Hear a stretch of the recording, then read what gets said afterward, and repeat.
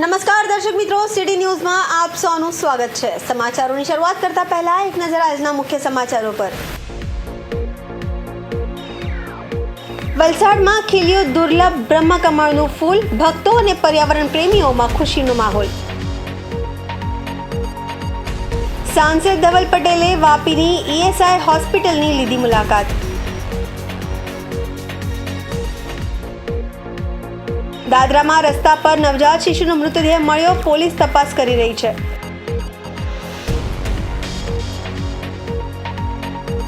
ઉમરગામ તાલુકાના એસટી રૂટોને મળ્યું નવું જીવનદાન। હવે સમાચાર વિગતવાર જોઈએ। વલસાડના નનકવાડા વિસ્તારમાં એક અત્યંત દુર્લભ અને પવિત્ર મનાતું બ્રહ્મકમળનું ફૂલ ખીલતા લોકોમાં ભારે ઉત્સાહ જોવા મળ્યો છે। આ ફૂલ સામાન્ય રીતે હિમાલયના ઊંચા પ્રદેશોમાં જ જોવા મળે છે અને ગુજરાતના ગરમ વાતાવરણમાં ખીલવું એક અદ્ભુત ઘટના છે। આ દિવ્ય ફૂલને જોવા માટે મોટી સંખ્યામાં લોકો ઉમટી પડ્યા હતા। વલસાડના નાનકવાડા વિસ્તારમાં એક અત્યંત દુર્લભ અને પવિત્ર મનાતું બ્રહ્મકમળનું ફૂલ ખીલતા લોકોમાં ભારે ઉત્સાહ જોવા મળ્યો છે। આ ફૂલ સામાન્ય રીતે હિમાલયના ઊંચા પ્રદેશોમાં જ જોવા મળે છે અને તેનું ગુજરાતના ગરમ વાતાવરણમાં ખીલવું એક અદ્ભુત ઘટના છે। આ દિવ્ય ફૂલને જોવા માટે મોટી સંખ્યામાં લોકો ઉમટી પડ્યા હતા। બ્રહ્મકમળને હિન્દુ ધર્મમાં ભગવાન શિવ અને ગણેશ સાથે જોડીને જોવામાં આવે છે। પૌરાણિક માન્યતા અનુસાર આ ફૂલને ભગવાન બ્રહ્માનું ફૂલ માનવામાં આવે છે। કહેવાય છે કે આ ફૂલ વર્ષભરમાં માત્ર એક જ વાર અને તે પણ રાત્રિના સમયમાં જ ખીલે છે અને માત્ર થોડા કલાકો માટે જીવંત રહે છે। આ ફૂલને ખીલતા જોવું અત્યંત શુભ અને ભાગ્યશાળી માનવામાં આવે છે। ભક્તો તેને ભગવાન શિવ અને ગણેશજીને અર્પણ કરે છે। આ ફૂલ માત્ર ધાર્મિક રીતે જ નહીં પરંતુ ઔષધીય ગુણોથી પણ ભરપૂર છે। તેનો ઉપયોગ શરદી, ખાંસી અને અન્ય બીમારીઓની સારવારમાં પણ થાય છે। વલસાડમાં આ ફૂલનું ખીલવું પર્યાવરણ પ્રેમીઓ માટે પણ ખુશીનો વિષય છે। ગુજરાત જેવા રાજ્યમાં જ્યાં આ ફૂલ સામાન્ય રીતે નથી ઉગતું, ત્યાં તેનું સફળતાપૂર્વક ખીલવું એક મોટી સિદ્ધિ છે। આ ઘટના દર્શાવે છે કે યોગ્ય કાળજી અને વાતાવરણ મળે તો દુર્લભ પ્રજાતિઓ પણ સમૃદ્ધ થઈ શકે છે અને આ અનોખા ફૂલને જોવા માટે લોકો નાનકવાડા વિસ્તારમાં આવી રહ્યા છે અને તેના દર્શન કરીને ધન્યતા અનુભવી રહ્યા છે। આ ઘટનાએ ફરી એકવાર પ્રકૃતિના અદ્ભુત ચમત્કારોની અનુભૂતિ કરાવી છે। વલસાડ ડાંગના સાંસદે વાપીમાં લીધી અચંતી મુલાકાત। સાંસદ ધવલભાઈ પટેલે વાપીની ઈએસઆઈ હોસ્પિટલની લીધી મુલાકાત। વલસાડ ડાંગના સાંસદે વાપીમાં લીધી અચંતી મુલાકાત। સાંસદ ધવલ પટેલે વાપીની ઈએસઆઈ હોસ્પિટલની મુલાકાત લીધી છે। ઈએસઆઈ હોસ્પિટલમાં અમુક દર્દીને પ્રાઇવેટ હોસ્પિટલમાં રેફર કરતા હોવાની ફરિયાદ મળી હતી। હોસ્પિટલના દર્દીઓ સાથે વાતચીત કરી હતી। દર્દીઓને મળી રહેલ સુવિધાઓનું નિરીક્ષણ કર્યું છે। મળેલ રજૂઆતોના આધારે અધિકારીઓ અને તબીબોની ચર્ચા કરીને જરૂરી સૂચન કર્યા છે। હોસ્પિટલમાં ડૉક્ટરો અને ડેટાના દર મહિને મોનિટરિંગ કરશે। કામદારોની આ વિશેષ હોસ્પિટલમાં વધુ ડૉક્ટર મળવા જોઈએ, ધવલ પટેલે કીધું છે અને હોસ્પિટલમાં વધુ સવલતો મળે તે માટે કેન્દ્રમાં રજૂઆત કરશે, આવી પણ આશ્વાસન આપ્યું છે।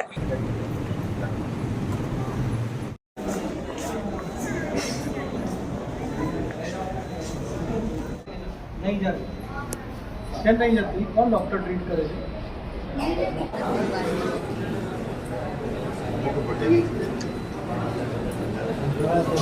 बैठो के कंधे पे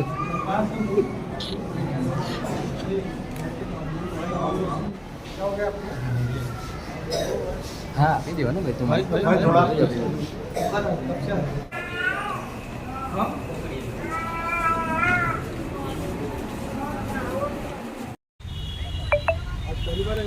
नहीं, वो मेरे ब्लड जांच करवाना तो मतलब बुखार खा रहा है तो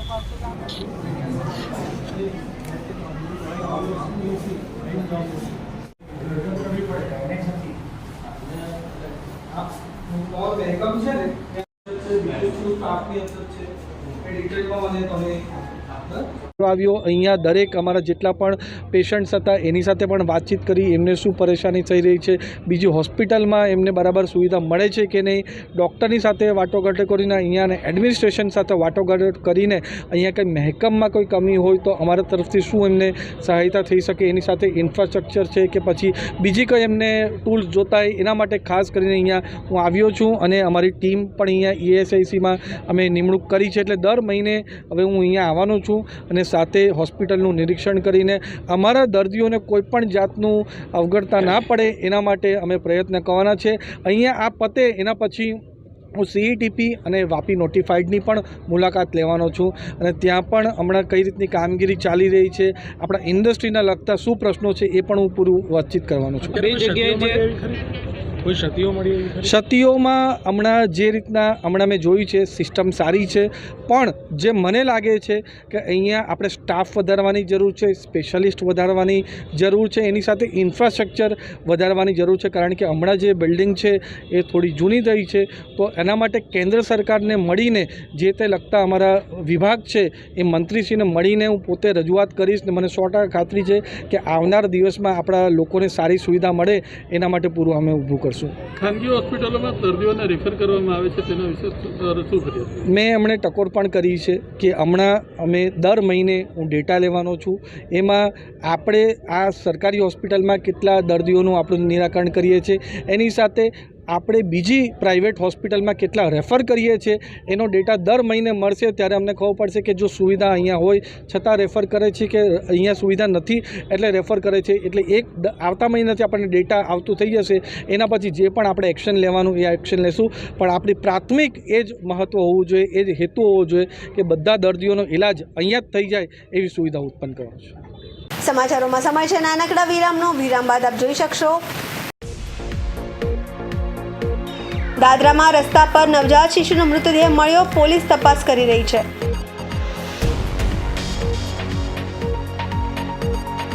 ઉમરગામ તાલુકાના ST રૂટોને મળ્યું નવું જીવનદાન.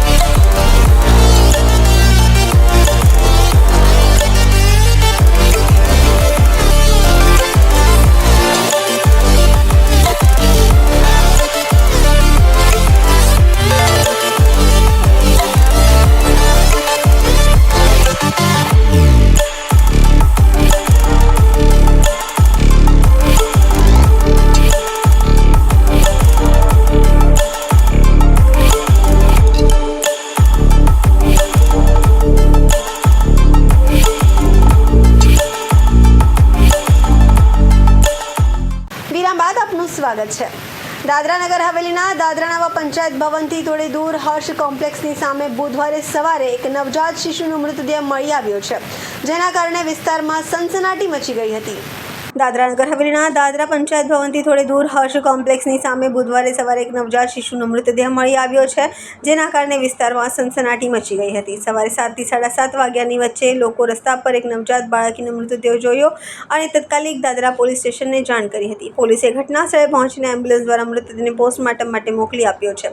પોલીસે ઘટના સ્થળેથી પુરાવા એકઠા કર્યા છે. નવજાત શિશુના મૃત્યુ કેવી રીતે થયું, લાશ રસ્તા પર કેવી રીતે પહોંચી અને આમાં કોણ સંડોવાયું હોઈ શકે છે, આ બધું તપાસ પછી જ સ્પષ્ટ થશે. જ્યારે પંચાયતના લોકોએ આ ઘટનાની સખત નિંદા કરી છે અને હાલમાં પોલીસ આ મામલાની સંપૂર્ણ તપાસ કરી રહી છે. શૈલેષભાઈ, દાદરામાં આજે જે ઘટના બની છે તેના પર તમે શું કહેશો? દાદરા માટે ખરેખર બહુ દુઃખદ ઘટના છે, કેમકે જે પણ વ્યક્તિ આ કૃત્ય કર્યું છે સારું નથી દાદરા માટે. મારો કહેવાનો મતલબ એટલો છે કે દાદરામાં કે દાદરા નગર હવેલીમાં તમે અગર છોકરા માટે ભેદભાવ રાખતા હો તો આ ખોટું છે. આજે સરકારશ્રી આટલું બધું આપણા માટે કરી રહ્યા છે કે છોકરાને પણ અને છોકરીને પણ એક સમાન આજે છોકરી છોકરા કરતાં પણ આગળ વધી રહી છે. અગર આ જો નાનું બાળકું જે નવજાત શિશુ હતું એને જે રીતના આ રીતના ફેંકવામાં આવ્યું તો ખરેખર બહુ ખોટી દાદરા માટે બહુ ખોટો મેસેજ છે. મારે કહેવાનું એટલો જ છે કે જે પણ માતાએ એમને એમના પેટમાં 9 મહિના સુધી રાખીને પછી આ રીતના અગર ફેંકતી હતી એ માને માં નથી કહેવામાં આવે. અગર કોઈ બી વ્યક્તિને બહુ ઘણી જાતની પ્રોબ્લેમ હોઈ શકે પણ એ પ્રોબ્લેમનો હલ કાઢી શકીએ અગર આપણે વિચારીએ તો. જેમ કે છોકરી અગર તમે નહીં રાખવા માંગતા હો તો અહીંયા એડોપ્ટ કરવા માટે ઘણા એવા એનજીઓ છે, એમને નાનાથી મોટા કરી શકે. અને ઘણા લોકોને તો છોકરા નહીં રહી એવા લોકોને પૂછો કે તમે આવી રીતના છોકરાને ફેંકી નહીં શકે, કેમ કે ખરેખર દાદરા માટે બહુ ખોટી ઘટના થઈ છે. આ જેણે બી આ રીતનું કૃત્ય કર્યું છે તેના શું સંદેશ તેના માટે? જેણે પણ આ કૃત્ય કર્યું છે અગર મજબૂરીમાં કર્યું હોય તો ખરેખર મજબૂરી માટે બહુ ઘણા રસ્તા કાઢી શકીએ. અગર આ રીતના જાણી જઈને ફેંકવામાં આવ્યું છે તો એને સરકાર જે છે કે અહીંયાથી દાદરાથી જે પંચાયતની ટીમ જે હશે કે આશાવાદી ક્યાંથી પણ એમને શોધવામાં આવશે અને કડીથી કડી એમને સજા આપવામાં આવે. અને સરકારશ્રીને આ જ કહેવા માંગુ છું કે આવી રીતના અગર આ રીતના થશે તો આપણા પ્રદેશની વાત હોય કે ભારત દેશની વાત હોય આ ખોટું કહેવાય. તો એ જે પણ જે માણસે કર્યું છે એના માટે કડીથી કડી કાર્યવાહી થાય એ મેં કહેવા માંગુ છું. કમલેશભાઈ, આજે જે દાદરામાં એક ઘટના બની છે, એક નાની જન્મેલું છોકરુંને રોડ પર નાખી દીધું હતું, શું છે પૂરી ઘટના અને શું કહેશો એના પર? आज हमारे दादरा में एक बहुत दुखद घटना बनी है. जो एक नवजात छोकरी ने जन्म लिया तो उसको यहाँ पे कोई कचरा में डाल के गए और कुत्ते लोग उसको थोड़ा नुकसान भी पहुँचाए. तुरंत पता चला तो हमारे दादरा की पुलिस की पूरी टीम आ गई. अभी उसकी जांच चालू है. अभी मेरा एक ही लोगों से कहना है कि आज आपको अगर बच्चे पालने में या कुछ भी करने में तकलीफ होती है या कोई बीमारी है कुछ भी है तो आज हमारे यहाँ एनजीओ इतना है कि उसको लेने के बाद वो लोग पूरा साथ संभाल लेते हैं. गोद लेने को लिए आज लाइन लगी है, कॉटेज हॉस्पिटल है हमारा.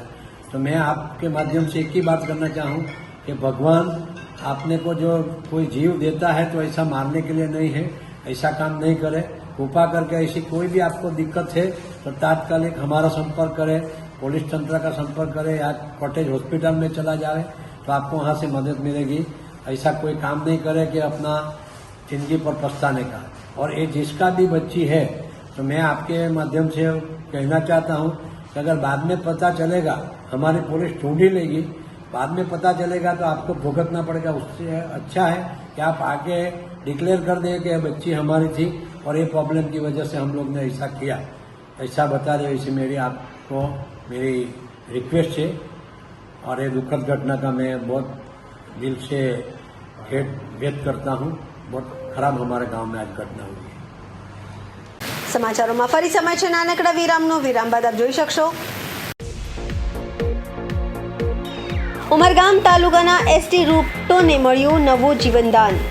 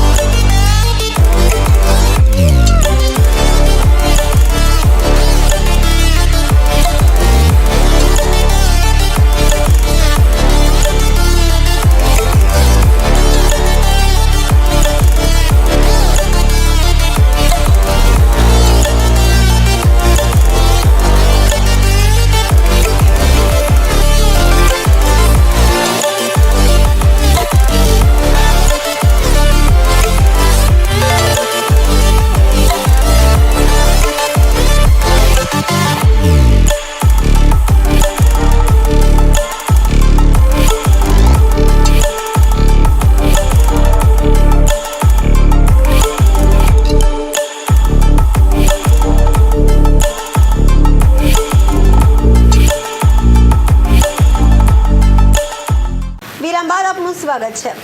ઉમરગામ તાલુકાના એસટી રૂટોનું મળ્યું નવું જીવનદાન। લાંબા સમય બાદ મળી નવી 4 બસો। હજી નવી બસો મળવાથી જૂના રૂટો ફરી શરૂ થાય તેવો આશાવાદ। ઉમરગામ તાલુકાના એસટી રૂટોનું મળ્યું નવું જીવનદાન। લાંબા સમય બાદ 4 નવી બસો મળી છે અને હજી પણ નવી બસો મળવાથી જૂના રૂટો ફરી શરૂ થાય તેવો આશાવાદ લોકોએ વ્યક્ત કર્યો છે। સાથે જ આ બસોથી આદિવાસી વિસ્તાર અને દરિયાકાંઠા વિસ્તારના લોકોનો પણ ફાયદો થશે।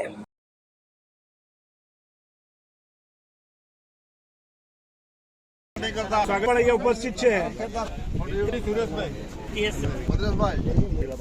માજી સરપંચ સતીશભાઈ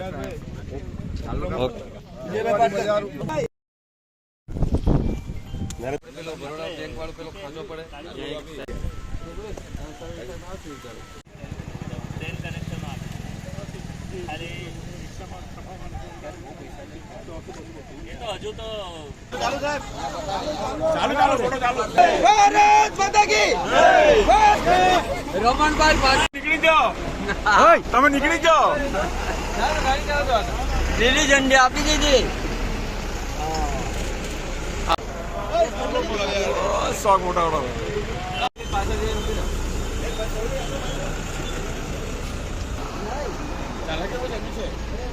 ચાલે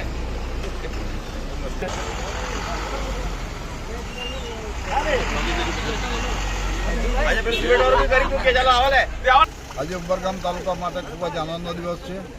એસટી નિગમ દ્વારા 4 નવી બસ અમને આપવામાં આવી છે અને એ નવી બસ અમારા ટ્રાઇબલ વિસ્તાર જ્યાં 5-5.5 મીટરના રસ્તાઓ બનાવેલા છે તે ટ્રાઇબલ વિસ્તારની અંદર આ રૂટો નક્કી કર્યા છે અને ટ્રાઇબલ વિસ્તારના રૂટો નક્કી કરવાના કારણે આદિવાસી ક્ષેત્રના લોકોને અવરજવર માટે પણ એનો ફાયદો રહેશે, સ્કૂલમાં ભણતા બાળકોને માટે પણ ફાયદો રહેશે અને આ જ પ્રકારે ભવિષ્યની અંદર હજુ પણ બીજા રૂટો નક્કી કરી આખા તાલુકાને કવર કરવા માટે બીજી 4 બસ બીજી અમે તાત્કાલિક મંગાવીશું અને એ બસનો પણ લાભ ઉમરગામ તાલુકાની અંદર મળશે।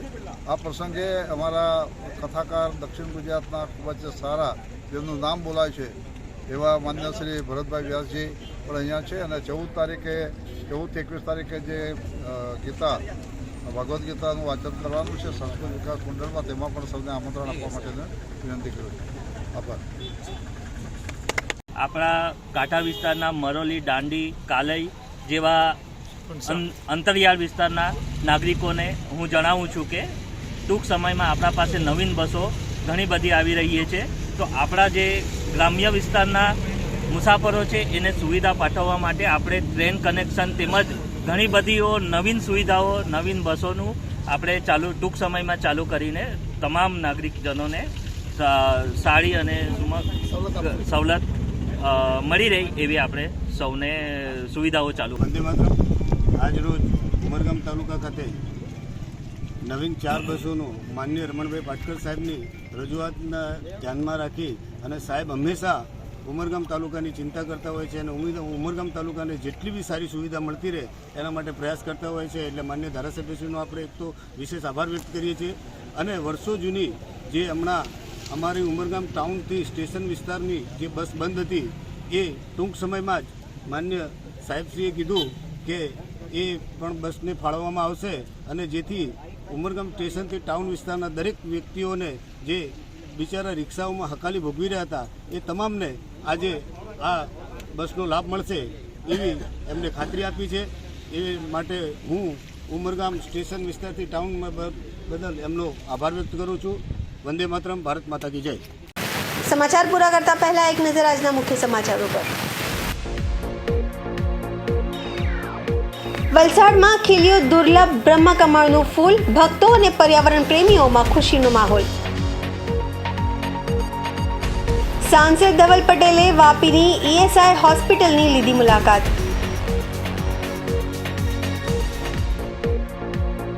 દાદરામાં રસ્તા પર નવજાત શિશુનો મૃતદેહ મળ્યો। પોલીસ તપાસ કરી રહી છે।